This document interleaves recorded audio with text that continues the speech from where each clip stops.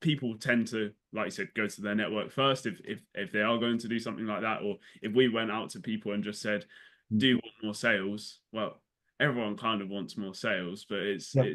it's finding the right way of, or the right people that you can help, and Mm. it's in line with like your company ethos and what you're trying to do Yeah. as well. So And what's the outcome, right? So, if you and I are selling our services to someone, okay, say, okay, fine, it's consultative sell, but that normally means sometimes you think of consultative sell as enterprise software from yesteryear, where they would think about how much you can afford and then yeah, sell you as many things off the product list as possible, right?